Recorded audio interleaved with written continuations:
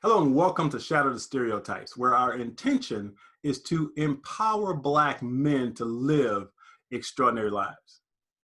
You see, there's never been a shortage of Black male role models.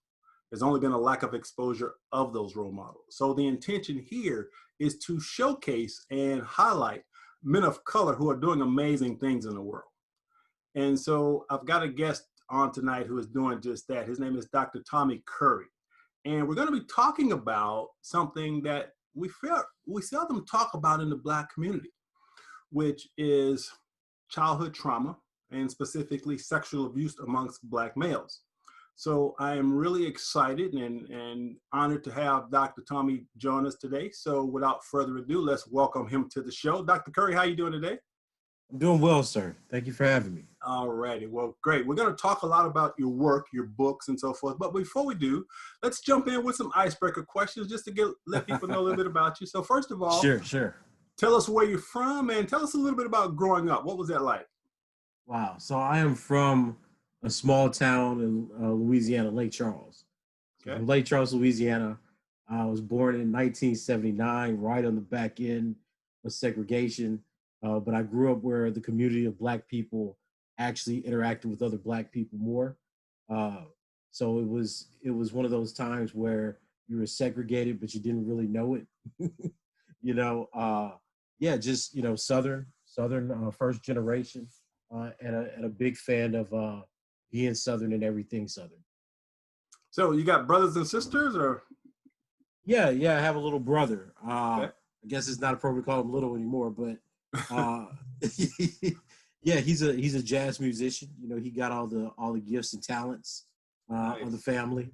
So but small family, mother, father still alive. Lots of uncles. My whole family's still in Lake Charles.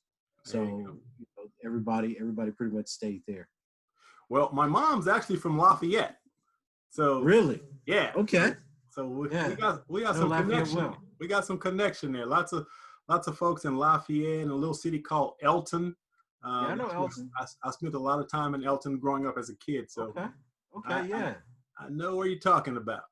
No Black people are not that far from Louisiana. Somebody in that family tree's coming from there. Right, exactly. Now, so name a woman who has inspired you to be who you are. Oh, by far my mother. My mom was the person in my family that always emphasized education, right? My dad was all about the race politics, but my mom was always about getting your education. And even in the book, the book The Man Not, it was this little epigraph that I put for her, because she said education was the one thing that white folks couldn't take from me. So it's something that I took to heart.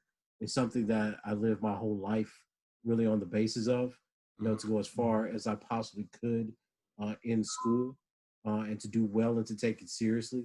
So I think by hands down, my mom's words, her encouragement, her belief, definitely influenced my life.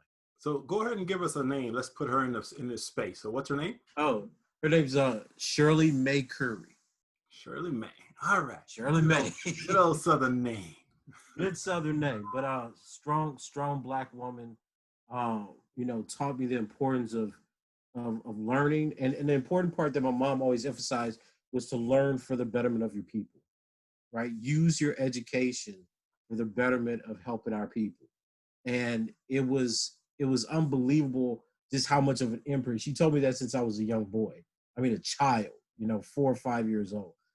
And that her voice, the way she said it, how she told me to take things seriously, how she told me that, she explained to me that, being a Black man in America, especially where I was from, that these white people would try to take things from you.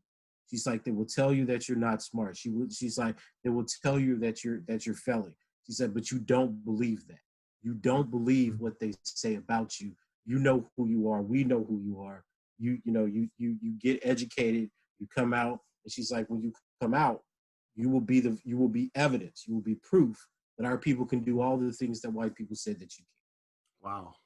That's really powerful. And obviously you took it to heart. I mean, becoming a absolutely. Absolutely. Really took it to heart. So name a man that you look up to and admire. man, oh, that's my pop. You know, uh, is my dad and my brother. My dad came from Jonesboro, Louisiana, and he came from a place where black people, especially black men, were never imagined to amount to much. And despite odds, he came to Lake Charles. That's where he met my mom. He started his own business.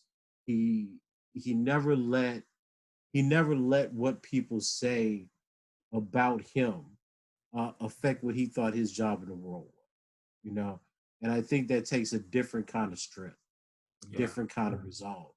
And I think, yeah, I think that was a great example. My family was the type of family that understood, their position in the world. As black folks, they were born in the 50s. They lived through a segregated era, so they understood the position that black people in the deep South were put in. And they fought all the time to constantly challenge that. So when they had us, I'm the oldest. It really did, all those messages really get instilled in.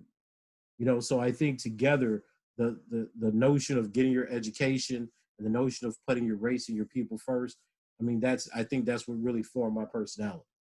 Yeah, and I love that story because you're shattering all the stereotypes right now Yes, about black men, about intelligence, and about fathers, and about connections with their parents. So again, thank you for modeling what we've always known we are. You know, so absolutely, so absolutely. so that's really good to hear. Now, if you love movies or like movies, name one of your favorite movies. My favorite movies, man. There's so many. There's so many. Let's see, black movie or just any movie. Any movie, any movie. Uh, one of my favorite movies is A Beautiful Mind. Oh yeah. Of the story of John Nat. I really like that movie, and I like the way that it gives a contrast between brilliance and insanity. Yeah. Right. So Fine line, that's right? there's a very fine line. There's a very fine line. But it's one of the things that always appeals to me about that kind of movie too is that regardless of how intelligent he was, he always saw himself as a failure, as not being recognized. You know, and I think coming from where I come from, I have a little bit of that myself Mm, because I come from the deep South. So the idea was that Southerners, I'm first generation, so Southerners not only talk a little slow, we think slow. And I very rarely in the academy meet other black people from the South that are first generation. So most black scholars that I meet in the academy usually have some sort of background, like what one or if not both parents are middle class educated, something of that sort. So I think it gives me a very different perspective about how the world looks, and I appreciated that viewpoint, even though Nash was certainly not in the same situation I was in. sure. He always saw things differently. He always was fighting, seeing things that no one else saw, and that was part of the his motivations for doing what he did. So that movie appeals to me a lot. Yeah, really wonderful movie. Love that film also. I'm a big movie buff, so I always Yeah, ask yeah. my guests, tell me a movie because I believe, movies are just metaphors for life.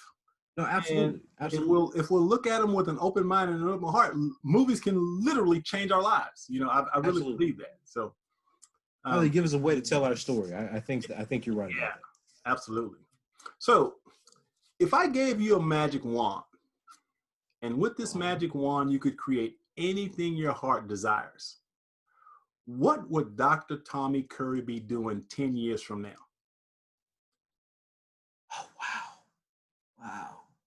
Anything I want. Anything. Magic wand, man. Magic wand, no limit. No, listen, I can change the whole world. You can do whatever you want to do with this magic wand. Mm, mm. Man, I mean, honestly, I think that I would have to get rid of anti-blackness. I Interesting. think I think that if I had a magic wand, I would change the way that all civilization has written black people. Mm, I would go all the way back. I would time travel back to when it started, and I would change everything. You mm, know, because I think and the reason I say that, man, is that it's hard for me to imagine a world, especially now, and given what I study, because I study death, I study the dying of our people on a daily basis. You know, there's been so much suffering and tragedy imposed on us. I think that would be the first thing I would check, to There be you go. honest with you. You know. Now after that, after I did that, then I would talk about me. There's give me a nice little, give me a nice house with a lake, a few tennis courts on it. I'll retire. Now, there are some people who are pretty pessimistic about the future in general, Mhm. while others are pretty optimistic about the future in general. So, where do you fall on that spectrum between pessimism and optimism for the future in general? Well, I'm pretty pessimistic. I'm pretty pessimistic. Because I think that we're getting to a point in time where a lot of the myths and narratives we have about civil rights progress, about race relations, racism, are falling apart.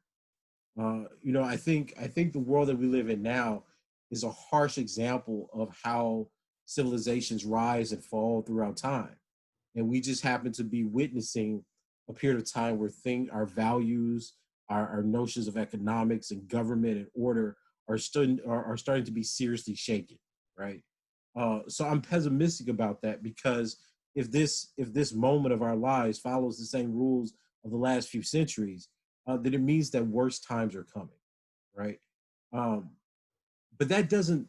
I get, but this is kind of the upside of the pessimism. Because I read history, I know that another time will come after one falls, right? So I don't think that everything's going to end and humanity's going to die, not in that way. But I think there's going to be a radical shift in the way that we actually live and conceptualize our lives.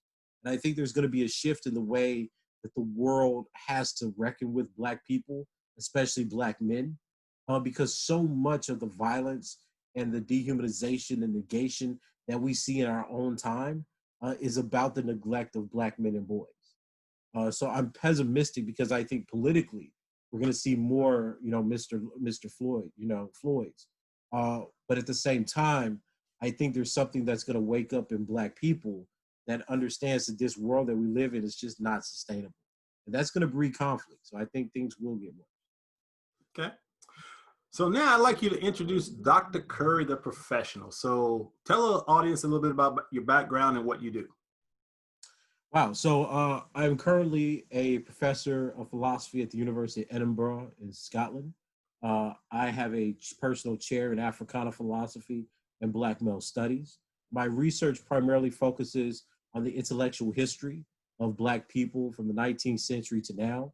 And of course, Black male studies, which is a field that I created to deal with the specific dehumanization and victimization of Black men and boys across the world. I'm interested not only in how Black men and boys experience racialized suffering and vulnerability and sexual violence like sexual assault and rape, but how all racialized men around the world find themselves victims to this kind of violence within racist regimes and genocides. Mm. Now, you were also a professor at Texas A&M, I was, yes. and now you're in Edinburgh in the UK. So that's got to be somewhat of a culture shock. So Absolutely. how are things going for you so far? How's your how's your Well, how's your actually, how's your family adjusting? I mean, what's that like? well, man, to be honest with you, I think I was the most pessimistic about the move. I was very excited. It's a tremendous honor. I'm the first Black person ever hired in this kind of position in the history of the university, and I think most ancient universities in the UK. So it's a tremendous honor and privilege. But at the same time, I was thinking, I'm Southern, so I'm thinking like, look, I'm leaving home to take this position, and I was a little, I was a little ambivalent about it. My wife was absolutely on board. She thought it was a great opportunity. She said we have to go. My two daughters absolutely love it here, and I've grown to love it. I've adjusted, but I think it's because of where I'm from. I'm used to this kind of southern small town feel where I could drive to see my parents, that type of thing. And I think here it's a lot different. But the Yeah. society is so much more peaceful. There's racism in the society, but the racism comes from kind of an institutional and kind of hereditary aristocratic backing. It's not the kind of vehement hatred that you get in the United States with police killing people in front of you and broadcasting public lynchings.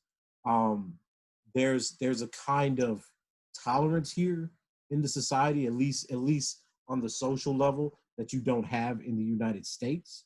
But when you get down to it, I am one of the few blacks, in all of the academy here. There's very, very few of us. Black men are black women. So, it's a realization, right? It's that on the one hand, it's not America, it's not Texas, but on the other, I'm still one of the only, if not the first. And that's a very strange position to find yourself, in, especially when you're a small town boy from Lake Charles, Louisiana. Yeah. So why did you leave Texas A&M? Well, I was a full professor there. I thought that I had outgrown the institution in a lot of ways. I didn't get the kind of support for the research that I was doing, especially moving into Black male studies. Man, there's a lot of reasons, I think there was just institutional racism throughout the university. I was told by a dean once that the problem that white people had with me is that I thought too much of myself. So, in Southern terms, it's like, boy, you don't know your place, I made some real progress in recruiting Black and brown students, and it was just a hostility towards them. People were putting drop notes, drop forms, like to drop classes in their mailbox. Some of the Black men were being sexually harassed by the women. The women were propositioning them for sex. There was every kind of negative stereotype that Black men were aggressive in class, that they were violent. There's always this kind of, the literature says there's always this breaking point that when too many Black people get into a department or a predominantly white space, then the whole culture of the whiteness changes and it becomes hostile. And I think that's what happened. That I was extremely successful in recruiting and matriculating Black and brown graduate students, but the culture of the department, the culture of the university, just was intolerant of race and racism, and discussions of racism in that way. So and that happens in predominantly white institutions. So I think that I made up my mind a few years ago that it was time for me to get out and look for greener pastures. And then in 2017, after I was attacked by the alt-right, and the president of the university defended their side of the story. Wow. They defended this idea that that people should be that people, I guess, could say that me saying that Black people had a right to self-defense was akin to calling for white genocide. I said, look, I'm done. Right? I was like, this is clearly the person that attacked me, Rod Dreher. He's an editor of the American Conservative. Had to pull this clip from a review of Django, right? This isn't like some inflammatory speech, given somewhere. This was me talking about the history of revolt with Django. He pulled a clip kind of, deliberately out of context, spurred up his white nationalist audience, and I get hate mail and death threats. And I think, the response of the university to that as, oh, well, this is a legitimate response. I said, I'm done. I was like, y'all could have this. Y'all could have this narrative. Wow. Now, in the UK, we're aware that, as you mentioned, not a whole lot of people of color there. But yes, I'm curious as to your classes. So you're speaking on Africana philosophy and Black male studies. Absolutely. How receptive are the students that are in your classes when you're having these conversations? I'm curious, like, are they lining up to come to your class? Are they rejecting the class? What's the response bit? So I had a pretty positive experience. But here's the thing is, most of the students here are white women, at least in philosophy. So it's strange. It was strange for me because I developed the syllabus, and a lot of the syllabus is talking about 19th century ethnology, the racism of white feminism, the imperialism of feminist ideas that translate into the 20th century as like these attacks on Black men as rapists and savages. So we're going through this history of race and gender. And I think that for a lot of the students, it was eye-opening because in the UK, no one teaches them about racism and colonialism. So not only was this the first time that they're hearing about racism in this way, but it's the first time they're hearing that white women owned slaves, raped people, and basically were oppressing Black people specifically. And I think for that, I think some of them were just so shocked by that information that it became difficult for them to process anything else. I had one student in particular that was pretty hostile to even, like I remember I put up slides of white women in the KKK because I had to jump between 1920 and 1940. So I did a quick slide presentation to show what white women were doing during this period of time. And she was just immensely offended. And I was, my view is, well, you can be offended, but whatever, I'm not really motivated by white people being offended by racism. So, it's like basically you just have to deal with that. You have an argument about it. But other than that, most of the class was very receptive. They admitted that it was something that they never thought about, that they weren't taught in UK universities or primary schools. So it was kind of a eye-opening experience. The thing is UK universities, the students aren't as vocal as in American universities. So in American universities, you can imagine students being upset, trying to argue with you, etc. But in UK universities, the culture of learning is such that they listen to lectures, they take in information, especially from senior professors, and that's just how the dynamic of the classroom works. So I was actually having to encourage students to talk about and share experiences and thoughts about what they were reading. Interesting. So what about faculty there? I mean, yes, you pretty comfortable there at the school? Feel supported? Yeah, man. Actually, that's one of the strangest things. I wasn't sure when I accepted the position, the culture of the institution. It's hard because I'm in a different country, so it's hard to know. And I've been pleasantly surprised. I mean, from the top to the bottom, there's a real acknowledgement that racism is a problem, anti-Blackness is a problem. There's a tremendous support for Black male studies. There's a recognition that the work that I do is cutting edge. And because of that, it brings with a certain controversy to people that are unfamiliar or unwilling to have their ideas challenged. But there's an appreciation, I think, of merit and rigor here that I don't find in the United States. In the United States, academic culture is really formulated around the wills and interests of white liberals. So the idea is if you offend white people, you're going to fall out of favor, you're radical and all this other stuff.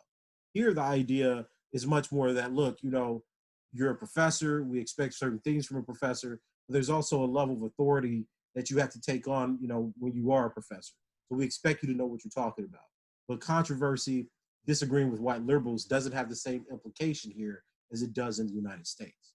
I've been quite happy with the institutional support and the academic culture in the UK versus the US.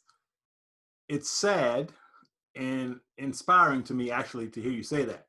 From the sadness, because obviously here in our own country, we can't express and share our views without being considered angry Black men. Absolutely. And they don't want to listen to the rational thought and objectivity that we're putting out there because they can't see past the color of our skin. Yes, absolutely. I'm optimistic that as a Black man, you're out there putting the message out there with white people, because until we put the message out there, we can't change their minds. So exactly. But this is the. I mean, I guess this is the catch-22, so to speak, of what we deal with, because in the United States, Black academic culture really does appeal to a certain kind of normality, right? So you don't get lots of Black radicals because the Black radicals don't get jobs.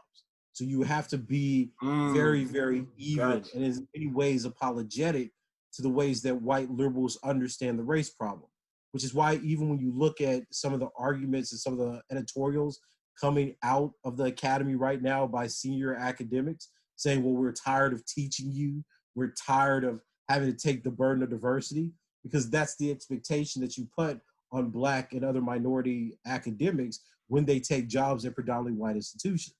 And I was not very, I didn't interact well with white races. Because it was, and this is the difference, brother. Like, I'm from the South, right? I grew up in the South. So the idea of being around a whole university of white people that are racist wasn't new for me.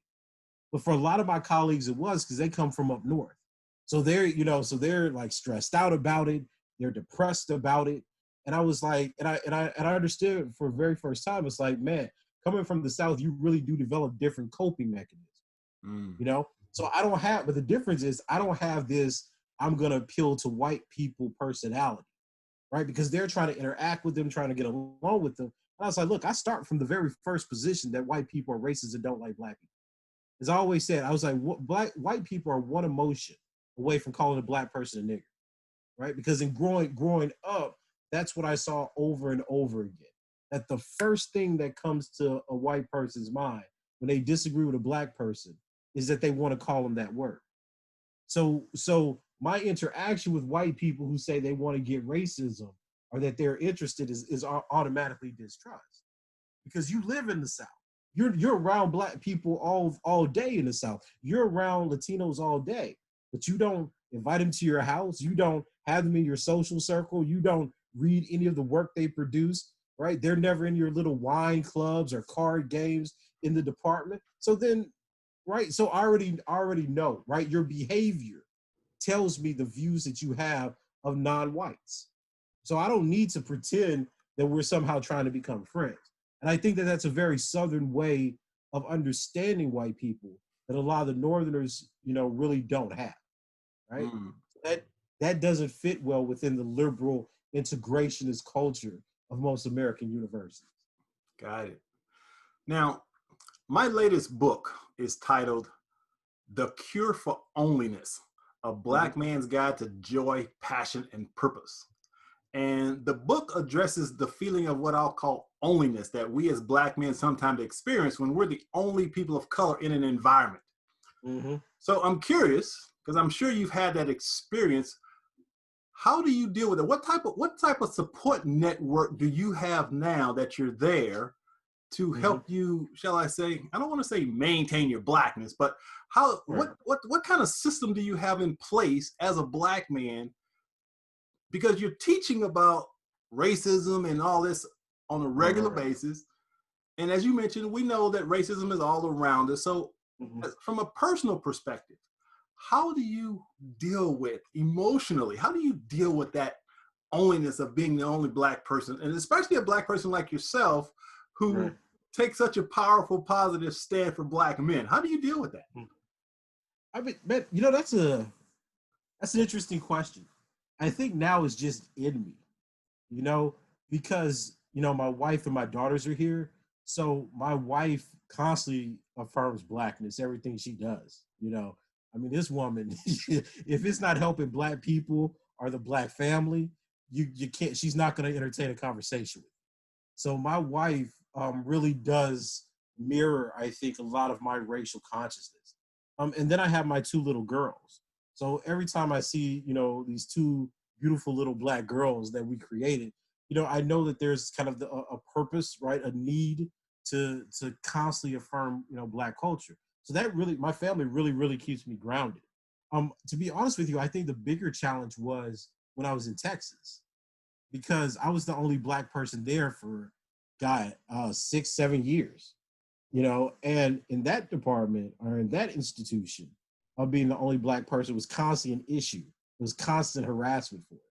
So I think, but I think that in that situation, my groundedness came from the conflict, because my groundedness was, well, you always were told this is how white people are, right? They don't want you here. They don't really, and it was, and I'll be honest with you, my time in Texas, because it's the Deep South, was really affected by, no matter how exceptional, right, you are, no matter how many awards you win, no matter how much you outdo white people, there was this idea that you have to stay in your place.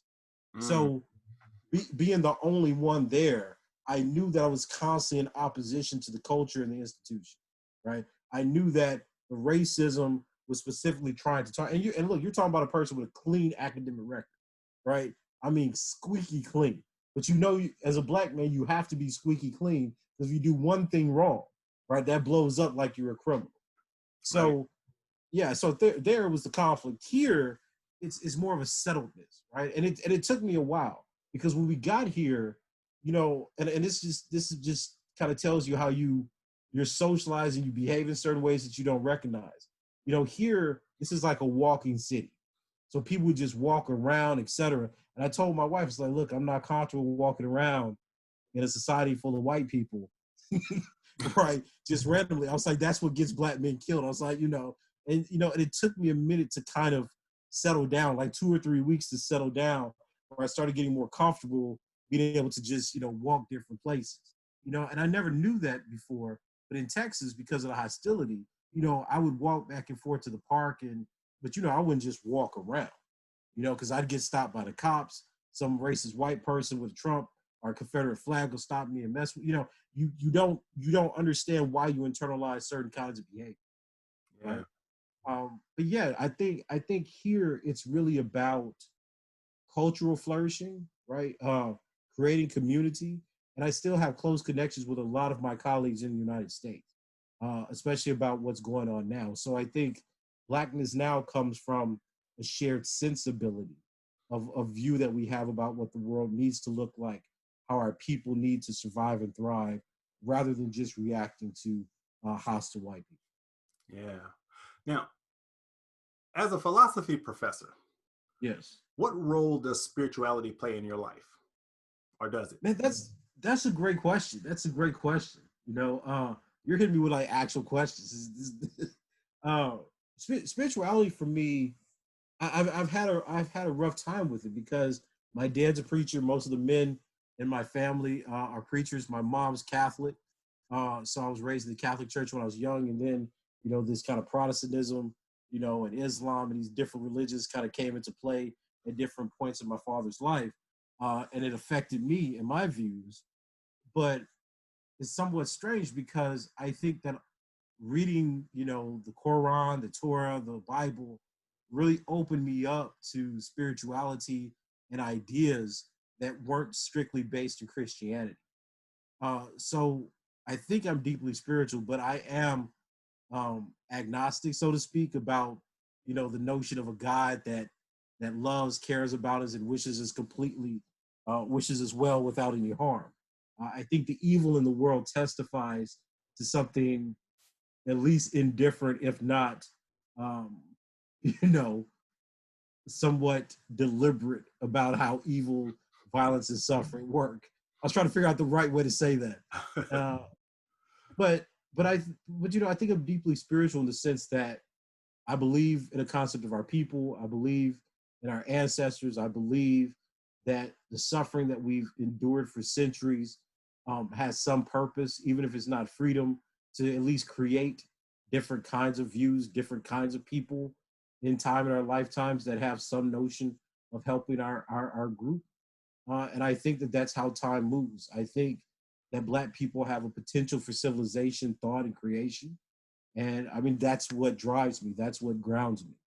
You know, I don't know if it's a unitary concept of God, but I have an unshaking belief in the humanity of Black folk and oppressed people around the world. Mm. Okay, got it.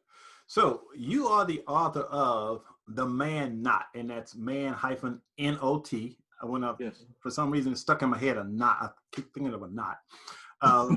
Subtitle, Race, Class, Genre, and the Dilemmas of Black Manhood. So first of all, explain the title. What's that about, The Man Not? Yeah, so, when you start reading about Black men in the United States, you find out very quickly that they were never considered to be human, much less men, right? And that the whole history of Black men and manhood has been clouded and obscured by Black men being everything but, so Black men were predators, they were animals, they were rapists, they were beasts, they were pedophiles, they were homosexuals. In 200 years, Black men were scientifically understood as at least 8 other animals or entities, right? Wow. Yeah, I mean, it's impressive to see when you actually go through the scientific journals of the 18 and 1900s. But in that, I got this sensibility that, look, what Black men have been stuck with is this position of notness, that they've been just a deposit of all social negativity. And this isn't just in American society, but in practically all colonial societies. The racialized male group have just is the depository of evil. Everything bad about the society is because of them. Everything bad about human beings, that's their nature. So man, notness is a way to kind of convey that position, right? That claim, and to kind of stay there and think about it. I think a lot of times people say, "Oh, black men aren't considered to be men, so they pursue and fight for manhood at all costs." And when you actually read black men, that's not what's going on at all. Black men are talking about freedom. They're talking about the ability to decide and rule themselves. They're talking about the ability to care for and have actual relationships with family, with lovers, etc. You know, there's so much positivity. You know, there's letters between black men in Reconstruction with their lovers and girlfriends that's encouraging them to go to school. They're writing from them when they're fighting in wars. You know, there's so much in the history of black men that shows us an effective and emotional side that's what's always overlooked. So instead of me talking about, oh, black men are trying to be men, I wanted to explore this condition of negation and kind of see what black men are creating, what black men are changing, how black men are thinking about themselves in relationship to the dominant white society. Wow. Yeah, I completely resonate with that because when I started writing back in 95, and this is actually how I became a writer. I was in a restaurant once, and there were these two apparently well-educated, well-spoken professional black men, probably in their 30s. And they were having a conversation about the eradication of black men from society. Yes. And it was a fatalistic, negative, wow. I mean, it broke my heart just to listen to them. Mm-hmm. So I walk over to their table. I apologize for eavesdropping, but I asked one of the brothers, I said, man, please tell me you don't believe what you just said. And he said, absolutely. He said, I believe in 20 years, all black men will either be dead or in jail. And then he said this, don't you watch the news? And so I looked at him and I knew there was nothing I could have said that would have changed his mind, but I just put my hand on his shoulder and I said, don't believe the hype, my brother. Don't believe it. And I walked away. Now, after that conversation, something in me clicked. Call it divine intervention, but I intuitively knew that I needed to do something. And at the time, I didn't know anything about writing books, but I decided I wanted to share the lessons that I had learned from overcoming being a high school dropout, divorce, bankruptcy, foreclosure, depression, being homeless for 2 years. I just decided that I wanted to share the lessons that I learned to help change the mindset of black men. And so I wrote a book called Brothers, Are You Listening? A Success Guide for the 90s. And so I was really excited about the book, thinking that, you know, black men would gravitate towards it and look for something positive. And I started doing radio interviews and I was blown away by how I was being attacked by talking about things like emotional healing and things like that. So I get where you're coming from with the man not, because the images that have been projected on us for so long is so deeply ingrained in black men that it takes conversations like this. It takes work like you're doing. And so for us to change our mental picture, our inner narratives about ourselves. And that's the really hard part. Absolutely. That's the really hard part. So with that being said, so a friend of mine sent me a paper that you wrote titled She Touched Me. Yes. And it really, it moved me. So I want to read the abstract that you wrote for that, because I think it needs to be heard, first of all.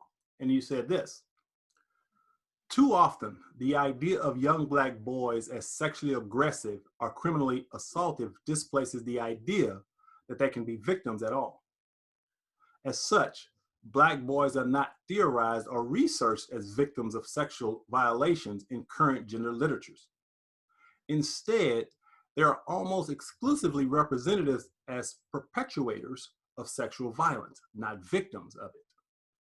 This study examines 5 snapshots of black men who were victims of sexual violations as young boys.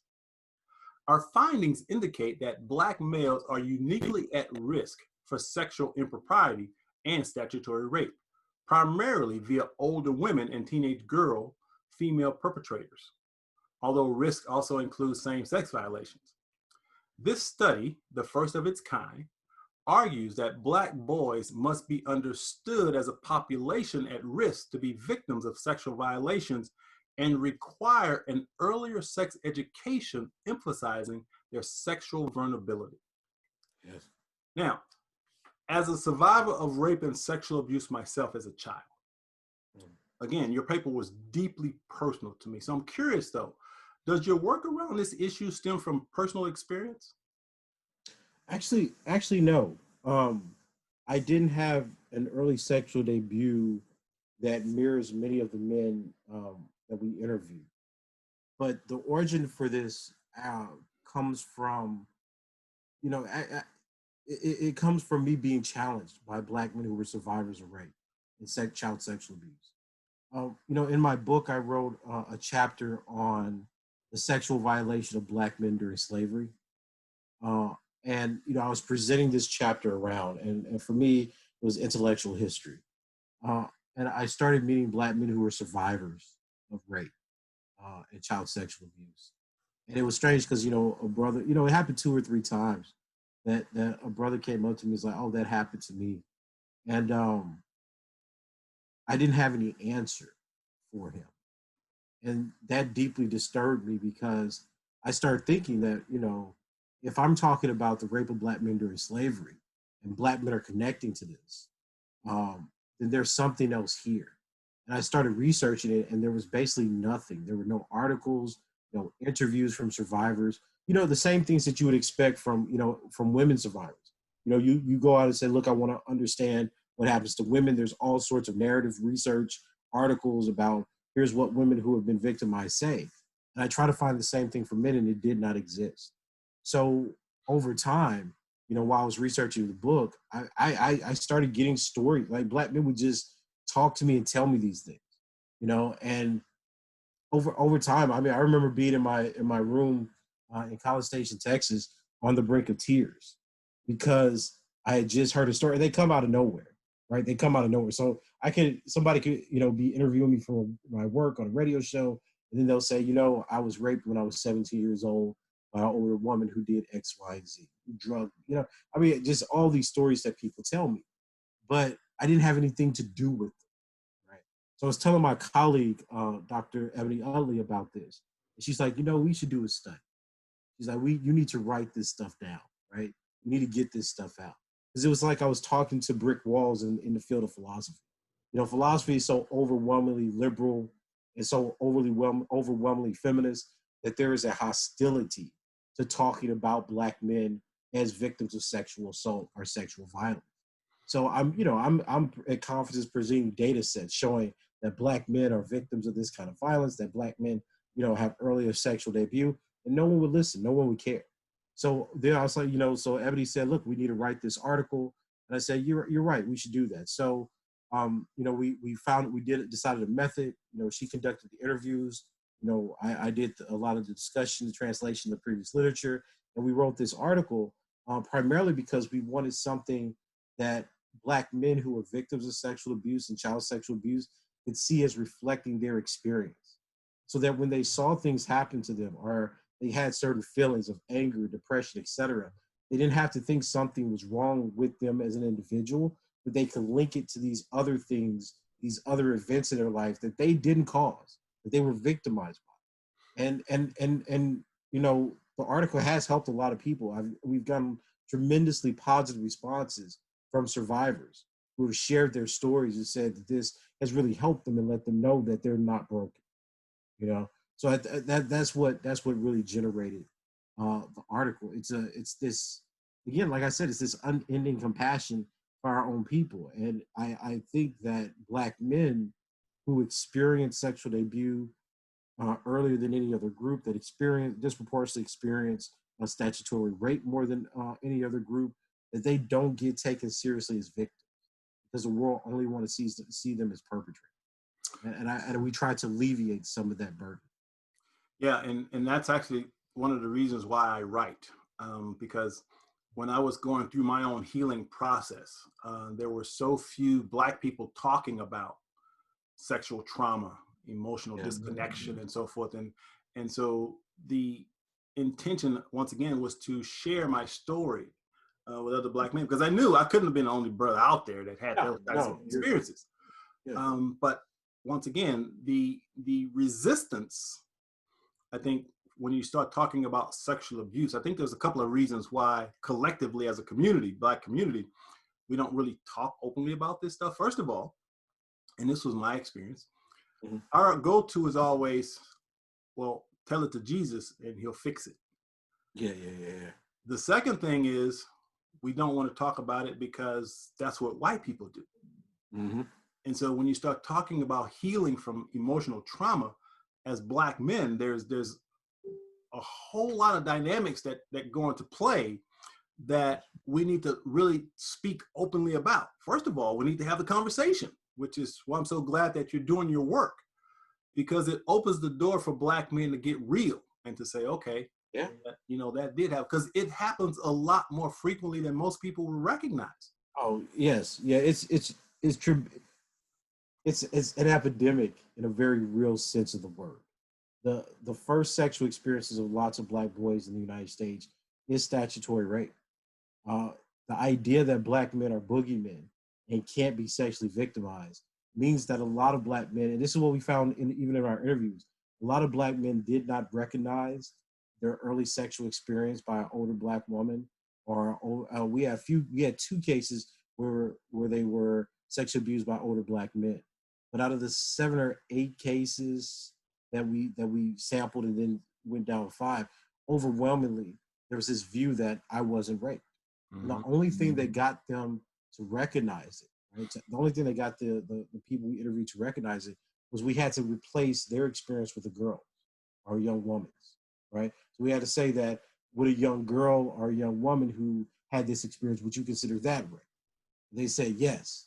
So the idea is, even among survivors, Black men did not recognize the kind of violence that was being conducted on them, right, imposed on them as children, as any form of actual sexual assault or violence or violation. And you have to think about that. That's extremely powerful, because it means that a lot of the experiences that Black men have that actually cause trauma, that cause depression, right, that cause different kind of conflicts in intimate relationships, is driven by a kind of violence that they haven't even been given a language to describe. That they are victims, and the world, because the world says you can't be a victim, that people feel that they can do whatever they want, and these young men could never describe it as such. That's an extremely vulnerable position to be in. But because they're Black men, the world doesn't care. It shows no compassion to 8, 9, 10-year-old boys being forced to have oral sex on older women. And this is something that we have to talk about and seriously have to address, because young boys are being groomed in a certain way into sexually abusive behavior through these early childhood sexual experiences and assaults.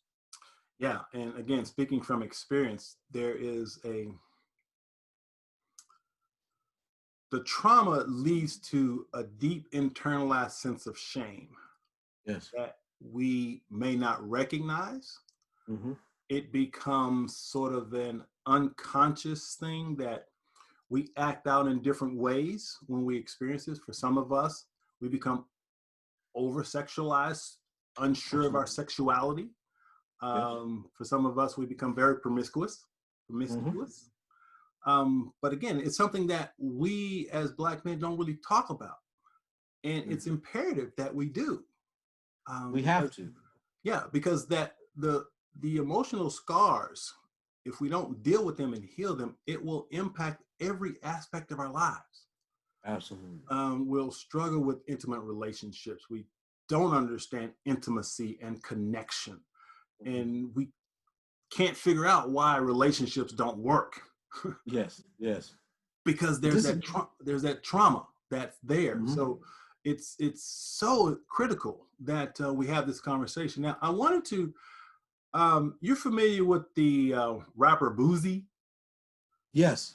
Okay, did you see the interview he did on Instagram about. Let me read this, and Sure. I just want to get your feedback. So, Boosie the rapper did an Instagram interview, and he admitted to having women perform fellatio on his 12-year-old sons and nephews. Mm-hmm. And he stated that I'm training these boys right. Ask any of my nephews, ask any of them, ask my son. Yeah, when they was 12, 13, they got head. Yeah, that's how it's supposed to be. Hell yeah. I got my effing word, son penis sucked. You effing right. Yes, a grown woman, grown, super grown, check this ass out. Check all my nephews out. Now, obviously, that's sexual abuse in its worst form. Yeah. So the question becomes, how do we as a culture Mm-hmm. stop these types of conversations? I mean, how it breaks my heart when I see and hear things like that. What are your thoughts on Yeah. that? Well, actually, I did a few interviews around that. I have several thoughts. One, why does Boosie see this as a norm? Right. So what is it that happened in his life that made him think that this is normal, that this is about raising a young man correctly? And and again, this is what I mean when I say that we have lots of unresolved trauma and sexual histories of Black men in this country that we really don't want to discuss. Uh, that kind of behavior, that kind of statement leads me to believe that he had a very early sexual debut, right? That one of his first sexual experiences were with older women, and that the way that he's coping with that is to make himself agentic, which means he's trying to claim that this was something that he wanted, something that was normal. He had sex with an older woman earlier. The second thing that concerns me is, well, when Boosie says that, what is the relationship that he wants to have with his son and nephew, right? Why does he think it's his job to make them accustomed to, having sex with older women, right? And the third thing is, what are these older women thinking about, right? Like, what are these older women thinking about to perform fellatio on little boys? And I think that all that goes back to what we mentioned earlier, that we don't have a very rich conversation about the sexual vulnerability of young men in our communities. So much so that we would if we replace those young men with girls, right? And a mother was saying, oh, I let older men come in and have my way, we would be appalled because we think there's something sacred, if not special, about young girls' virginities, right? But when you talk about Black boys, I think the idea as a community is that we've internalized this notion that they're hypersexual and that they're going to have sex early and that they need to be extremely good at sex, right? To have successful relationships or to have game. And in doing that, we completely erase the effects of trauma and the vulnerability they have in these early sexual experiences. So I completely disagree with Boosie, but the issue is what's causing this, right? This isn't intuitive. You don't just intuitively say, my child, my son or nephews are 12, it's time for them to start getting oral sex. There's something in your experience that led you to believe that this is somehow a rite of passage or this is somehow going to be expected of them very soon, that they should know about this. And that's the place where I think the Black community has to start getting serious. That if we truly are invested in refuting racist stereotypes, part of those racist stereotypes has to be the idea of a Black man as a sexual predator and a sexual beast. We have to deal with the hypersexualization of young Black boys if we're going to get serious about addressing these negative anti-Black stereotypes in our community. Yeah, as a matter of fact, one of my previous books, which is what this show is based on, is titled Shattering Black Male Stereotypes, Eradicating the 10 Most Destructive Media-Generated Illusions About Black Men. And in that book, one of the illusions is that, again, Black men are hypersexual and that all we think about is the physical act of sex without intimacy and connection, which is obviously a very false narrative. But once again, as Black men, we must begin having this conversation amongst ourselves to talk about the devastating impact that these things have, this trauma have on our children. Now, I also wrote a book, called a new conversation with men. And in that book, I talk about what I call the 5 illusions of manhood. And the second illusion of manhood is that to be a man, you must use sexual conquest as a gauge for manhood. Now, this is something that's been perpetuated throughout our society since the beginning of time. Black, white, it doesn't matter what color. Is that as men, we're taught from a very early age that our job is to sleep with as many women as possible to validate our manhood and masculinity. And so waking men up from this idea, this illusion, was the intention of that particular chapter. Mm-hmm. And that book, when I wrote it, 90% of the people that were bought in and talk about it weren't Black. Mm-hmm. And yet I got some pushback from Black people about saying that. Mm-hmm. So it's again, it's that challenge of, as a Black man, coming with some information that is somewhat rejected, shall I say. Yeah. But that's why when I read your paper, I was like, see, now this is what I'm trying to say. And this brother has put it in a way that really articulates the depth of what my work has always been about. How do we get Black men? Because we know what the media's projection of us has been. So how do we shift that? So I want to now move into, because time flies when you're having fun and we're winding down. Are you okay with time? Yeah, I am. Absolutely, yes. Okay, good. So I want to move into possible solutions. Mm-hmm. Because like I said, we can talk about, and I personally believe that dialogue is the key, is the beginning. So mm-hmm. having the conversation is where it starts. Right. But even more so, I want to talk about basically emotional healing from a Black male mm-hmm. perspective. And let me just share my own personal experience. So after my divorce, I went into this really deep state of depression. Mm-hmm. And I knew, well, actually I didn't know, I had no choice. It was either get help or die. I was in that much emotional pain. Now, mm-hmm. one of the first challenges I had was, how do I find a therapist? And does the therapist have to be Black? Mm-hmm. Well, I was living in a city called Friendswood, Texas, and not a lot of Black folk out there. Yeah. And I couldn't find a Black therapist, but I knew I needed help. So I gained the courage to go to therapy. Happened to be a white therapist, and she was absolutely perfect.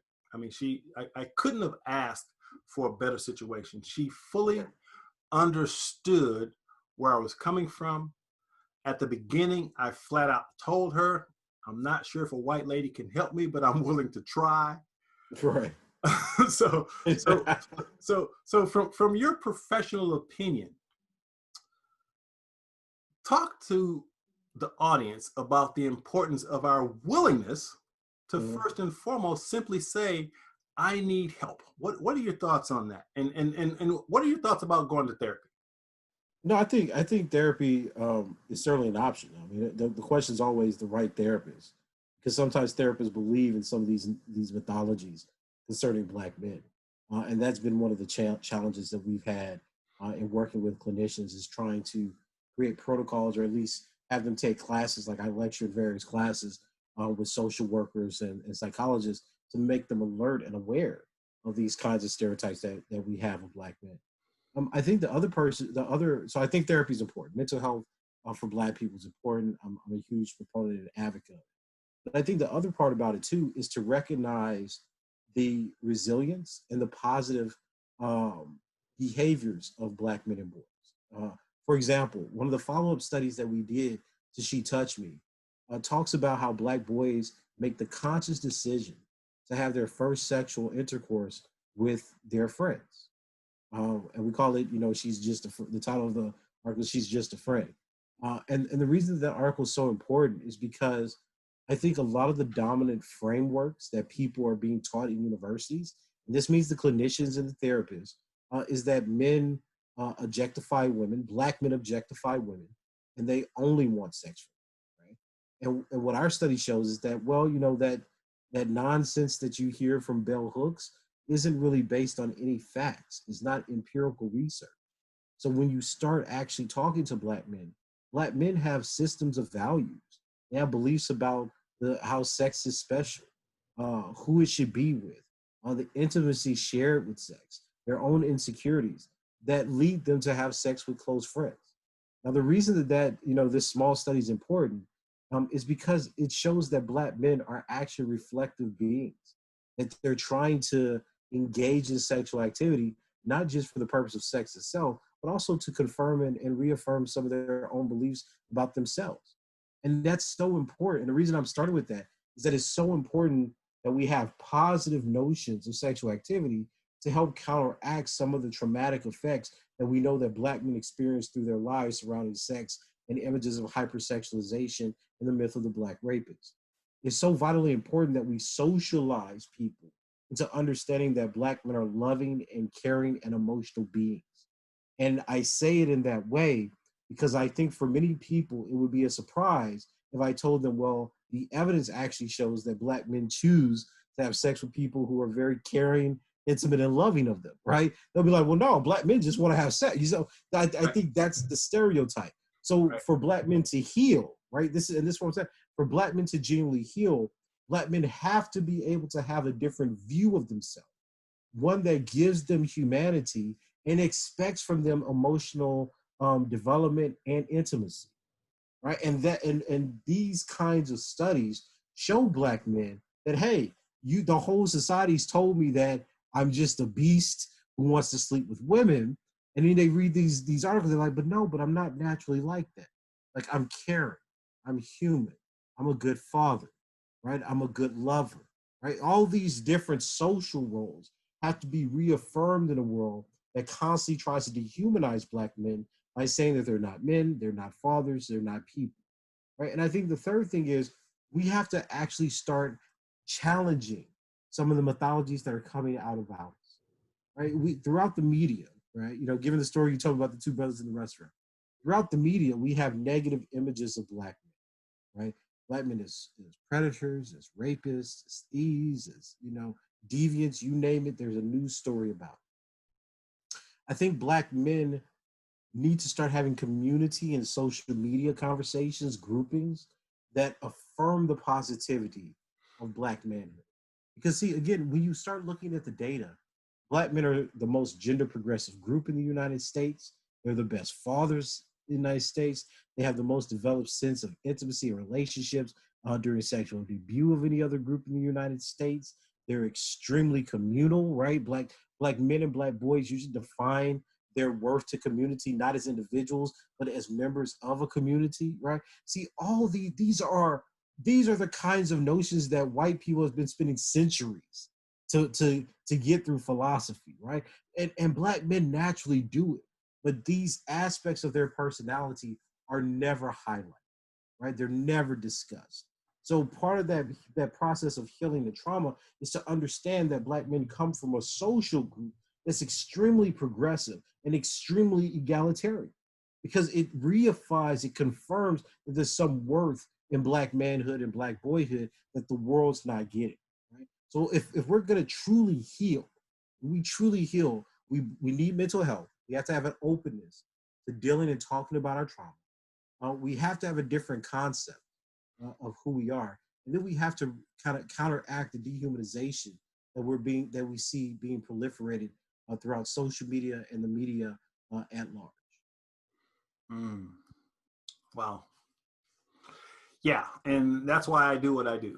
I think it's fantastic. It's important. Create communities where men of color can come, talk about, have support, create what I call safe spaces. Safe spaces are spaces Absolutely. In which a man can openly and honestly speak from his heart without fear of attack, criticism, or judgment. And that's so important. Yeah, that's so important. Creating these types of spaces specifically for Black men that's why I do what I do, because it's so needed. So, man, thank you for sharing that. I think that's spot on. That's where we have to be willing to go. And so as we wind down, I want to give you an opportunity now. First of all, let me say this.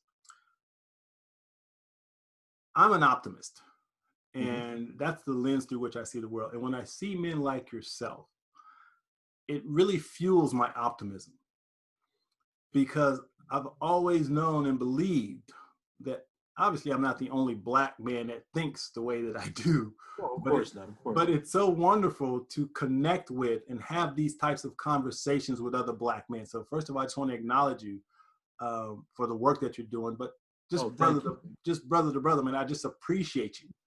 I just deeply appreciate you. That it means a lot to me. So I just want to share that. No, same, man. If I can for a moment, I think what you do is terrific, because and I just want to kind of emphasize the need for Black men to have safe spaces. So much of, and I can tell you this from being in the academy, so much of what Black men say is condemned before it even finishes exiting their mouth. So if a Black man starts talking about his abuse at the hand of an older woman or a caretaker, they label him a misogynist, right? Or a misogynoirist. If he says, look, my experience with, my mother or I know one brother that was in foster care, and it was these women that were constantly beating him and abusing him, and they were Black women. The idea is like, well, you can't say that, Black man is raped. I have colleagues that have been victims of rape by older Black. You can't say that. All right, I have a colleague that was sexually abused by a Black older white man. And they're like, well, you can't. You're taking rape away from women. There's all these negations of Black male experience, not only in society but also in the university. And I want people to understand that, because the kind of work that Black men do that put them in touch with their emotions, they're in touch with their trauma, right? The conversations that I know they have with their friends, but doesn't really get broadcast, is revolutionary work, because the experiences that Black men have of this kind of violence, be it sexual or physical, gets silenced. There's an agreement in universities across the world that male victims, especially Black male victims of sexual assault and rape, can't speak, because the ideological tenor is you can't say anything bad about women. You can't say that women perpetrate violence. You can't say that your mother hurt you, even when all the evidence says that. And of course, that's not saying that all Black women or all women do X. Nobody's making that claim. I also have to kind of put that disclaimer out there, right? Nobody's trying to make that silly argument. But what I'm trying to say, and I think other men who are academics and survivors are trying to say, is that this happens way more than we anticipate, and all the data shows that it's really a normal, phenomenon in the society. So the only way that we're going to get to the bottom of this is to actually start opening up space and communities for Black men and other men of color who have been victims of abuse to talk about it, to write about it, and to actually try to start developing protocols to help these other victims. Because despite all the progressive that we get from the academy and the society, et cetera, they don't want to talk about the trauma that young Black men actually suffer. And they're extremely hostile to anyone that's trying to actually get to the bottom of it, to make sure that Black men have positive coping mechanisms rather than negative. Yeah, and so that's that's why I do what I do.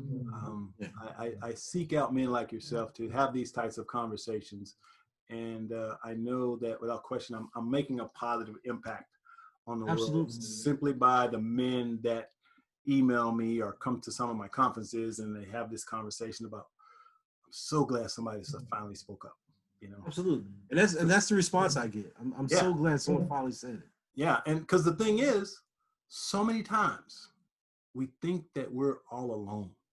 Absolutely. Nobody will understand our pain. No one will understand us. So we shut down, we suppress, repress, and deny our emotions. And that's what causes so much dysfunction in our lives, if we've got that stuff that needs to be healed. So again, this is, so this has been really healing for me. Dr. Curry, I'm overjoyed right now, because I know that with this message, your commitment, my commitment, we're going to change things for the better.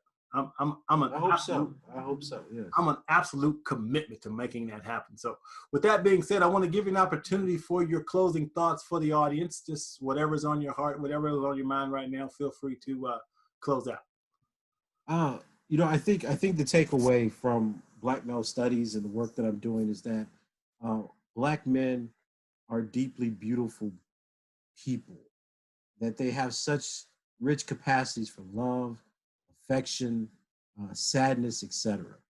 And that because that the mistake is constantly being made, that because Black men don't share their pain the same way that other groups do, that they somehow don't share their pain and they're incapable of sharing their pain. The world is so hostile to Black men that Black men are being forced to relate to themselves through their corpses. That Black are literally forced to live in a world, a society in the United States that seems to protest their dead bodies more than the fairness and equality that they want to enjoy during their actual lives. And that is a tremendously dehumanizing position and condition to actually be in. But despite that, Black men still are great fathers. They still are progressive and productive citizens. They still have developed theories and philosophies that have overturned the most repressive racial regimes in all of history, like slavery, segregation, and apartheid, into the world that we now have the benefit of enjoying, as broken as it may be. So I guess what my work tries to do, or what I'm appealing to people to do, is to think more deeply about the humanity of Black men that you seem so ready to deny. That they have demonstrated for the last 300 and 400 years that they are adamantly defenders of your humanity. And given that they've put their lives on the line in practically every war, that they've created the most beautiful tomes of possibility and love, they certainly deserve more than the benefit. Mm, wow. Well, again, I'm just so grateful to have a partner in Thank this, you, thank you.